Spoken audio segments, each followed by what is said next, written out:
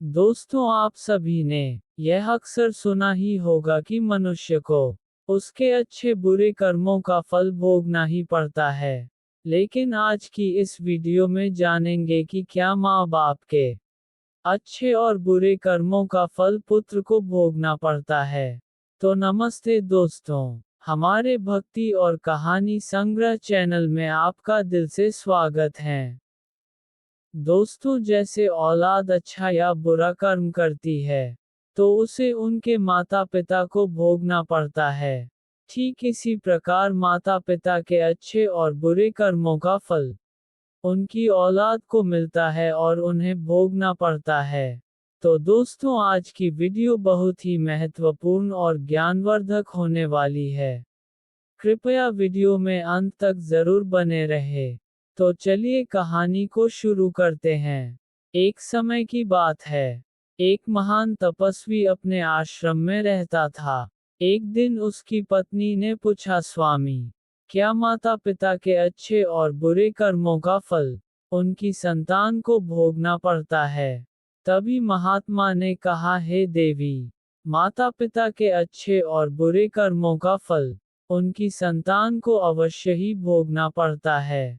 आज मैं आपको एक प्राचीन कथा सुनाता हूँ, जिसे सुनने के बाद आपको पता चल जाएगा कि कैसे माता पिता के अच्छे और बुरे कर्मों का फल उनकी औलाद को मिलता है और उन्हें भोगना पड़ता है।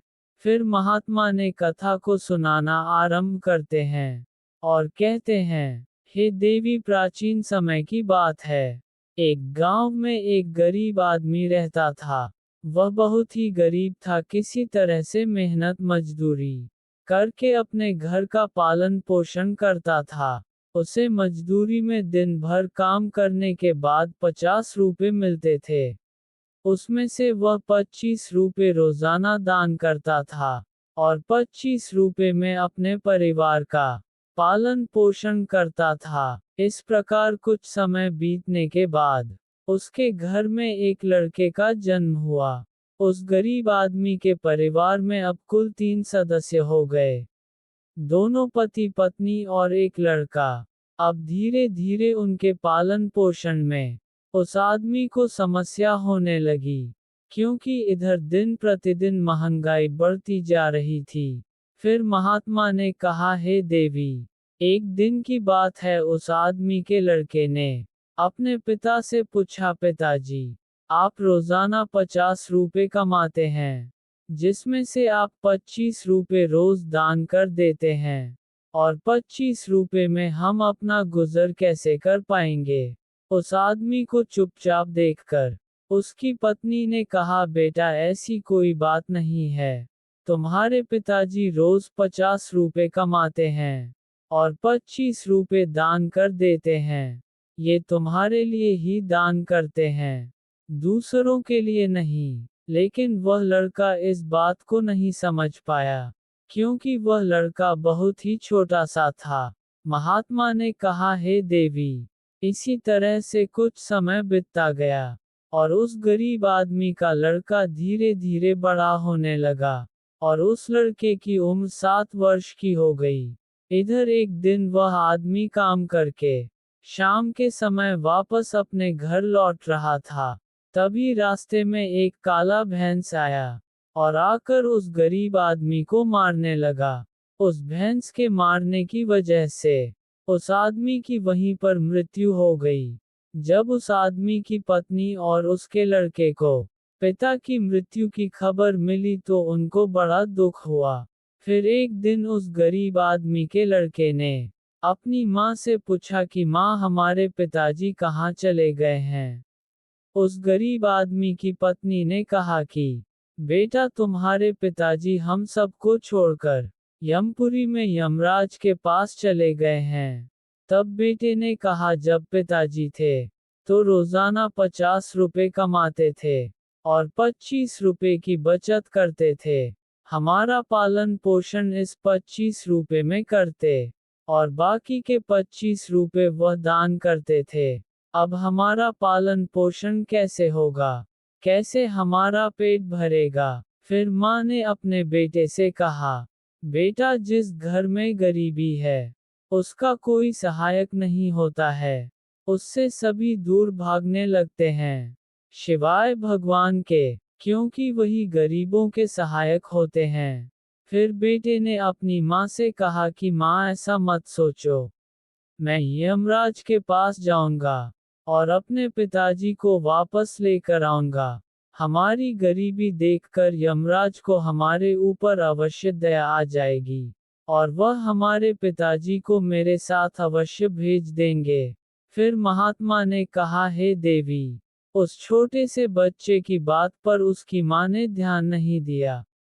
फिर एक दिन की बात है, उस गरीब आदमी की पत्नी अपने लड़के को घर पर अकेला छोड़कर गांव में काम करने के लिए चली गई, और उधर जो उसका लड़का था, उसने मन में सोचा कि मैं यमराज के पास जाता हूँ और अपने पिताजी को लेकर आता हूँ। ऐसा सोचकर वह लड़का अपने पिताजी को लाने के लिए अपने घर से चल देता है। उस लड़के को चलते चलते काफी समय बीत गया। फिर उसे थकान का अनुभव हुआ, और वह एक बहुत ही विशाल आम के पेड़ को देखकर उसकी छाया में जाकर के बैठ गया। तभी उस आम के पेड़ ने मनुष्य की आवाज में कहा कि बेटा, तुम कौन हो और कहाँ जा रहे हो? मेरी छाया में आज तक तुम्हारे जैसा कोमल बालक नहीं आया है। फिर उस लड़के ने कहा कि मैं एक गरीब आदमी का बेटा हूँ और अपने पिताजी को लाने के लिए यमराज के पास जा रहा हूँ।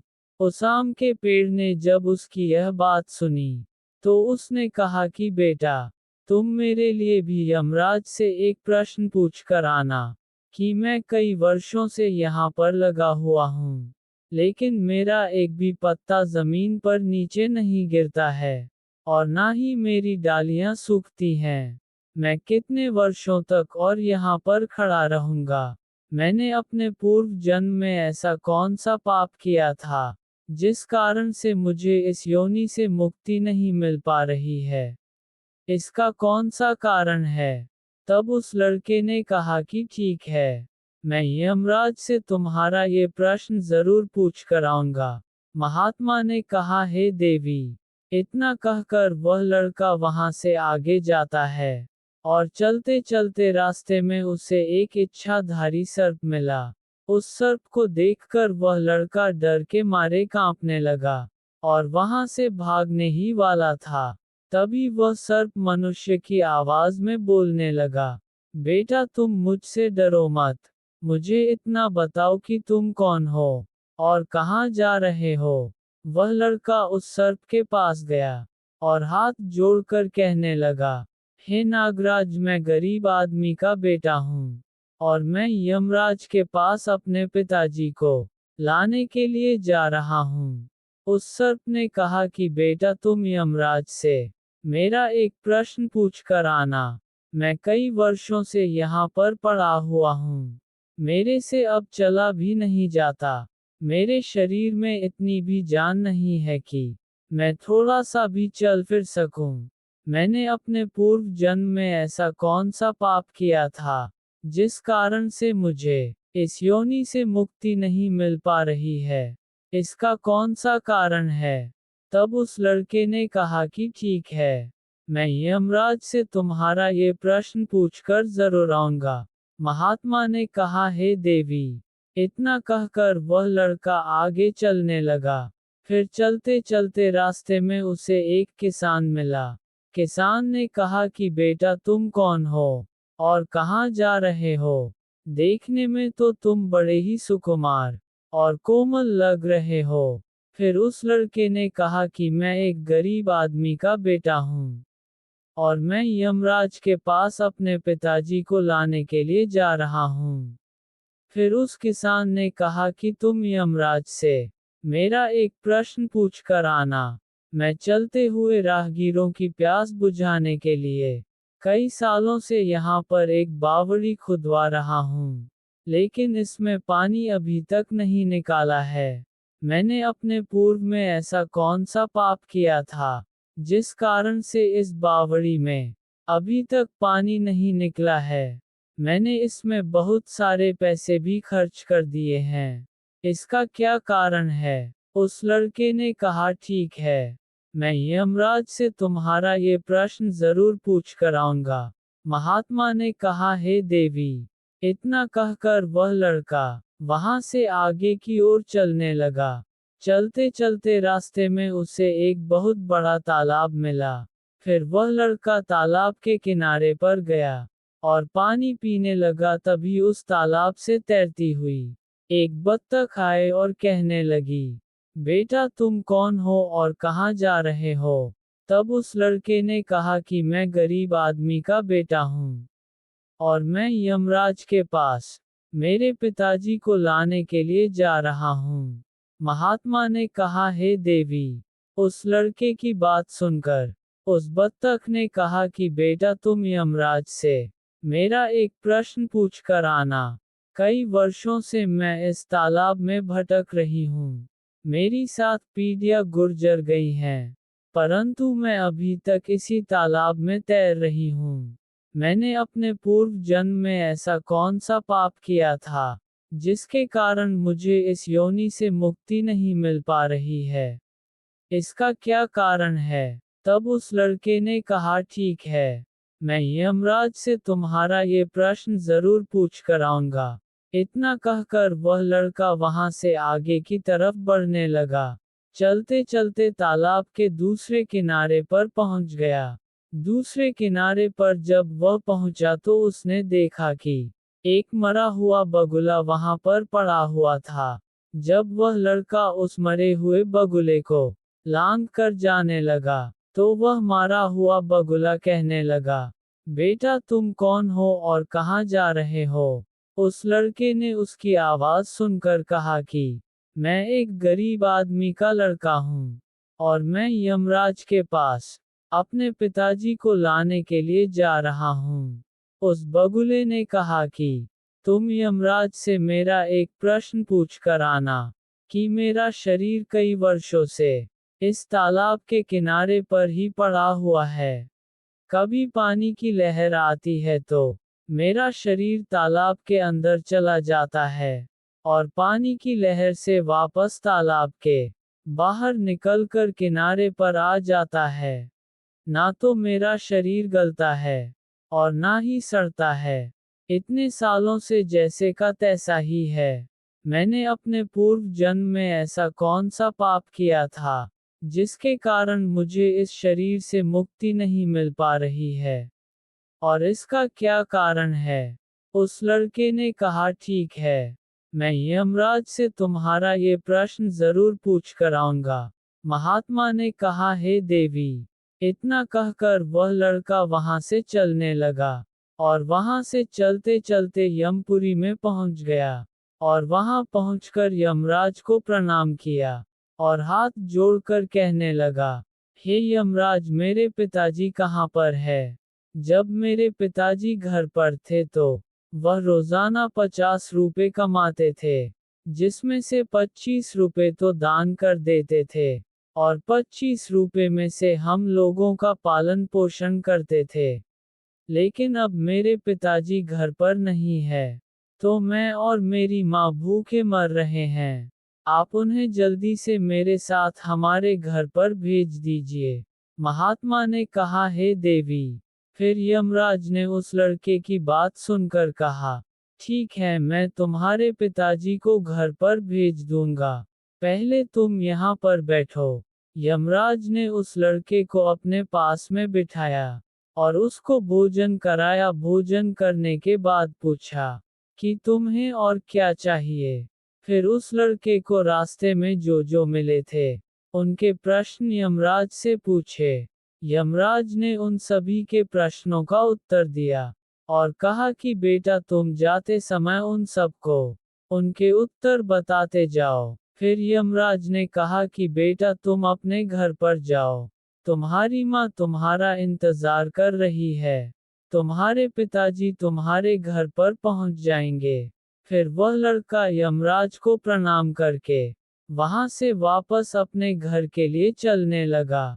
चलते चलते रास्ते में सबसे पहले उसे वहीं मरा हुआ बगुला मिला, जो तालाब के किनारे पर पड़ा हुआ था।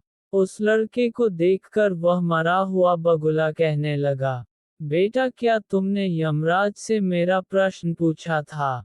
तब उस लड़के ने कहा, हाँ मैंने यमराज से तुम्हारा प्रश्न पूछा था।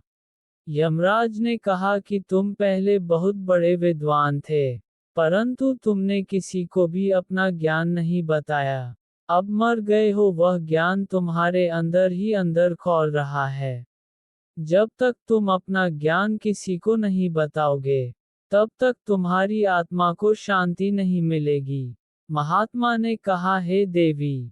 फिर उस मरे हुए बगुले ने कहा कि बेटा, अब ऐसी हालात में मेरे पास ज्ञान लेने के लिए कौन आएगा? तुम मेरा ज्ञान ले लो। फिर उसने उस लड़के को, जितना भी उसके पास ज्ञान था, वह सारा ज्ञान उस लड़के को दे दिया, और ज्ञान देने के बाद तुरंत ही उसकी आत्मा को मोक्ष की प्राप्ति हो गई। फिर वह लड़का आगे चल पड़ा। चलते चलते उसे वही बत्तख मिली। बत्तख ने कहा कि बेटा, क्या तुमने यमराज से मेरा प्रश्न पूछा था? उस लड़के ने कहा कि हाँ, यमराज से मैंने तुम्हारा प्रश्न पूछा था। उन्होंने कहा कि तुम्हारे अंदर अमृत है। जब तक तुम इस अमृत को किसी को नहीं दोगी, तब तक तुम ऐसे ही व्याकुल रहोगी। बत्तख ने कहा कि बेटा अब कौन मिलेगा मुझे? तुम ही मेरा अमृत ले लो। फिर बत्तख ने अपना अमृत उस लड़के को दे दिया, और अमृत देते ही उस बत्तख की आत्मा को मोक्ष की प्राप्ति हो गई। इसी तरह से वह लड़का वहां से आगे बढ़ने लगा। फिर चलते चलते रास्ते में उसे वही किसान मिला, जो राहगीरों के लिए बावड़ी खुदवा रहा था। उस किसान ने जैसे ही उस लड़के को देखा, तो बड़े प्रेम से हाथ जोड़ करके कहने लगा कि बेटा क्या तुमने यमराज से मेरा प्रश्न पूछा था? उस लड़के ने कहा, हाँ पूछा था।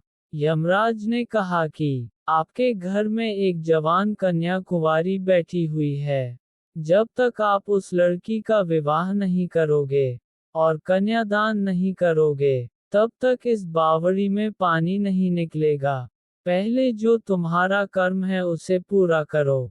जो ईश्वर ने तुमको दायित्व सौंपा है, उस पर ध्यान दो। पहले आप कन्यादान करो, उसके बाद इस बावड़ी को खुदवाओ। फिर उस किसान ने कहा कि मैं अपनी लड़की के लिए लड़का कहाँ ढूंढने के लिए जाऊंगा?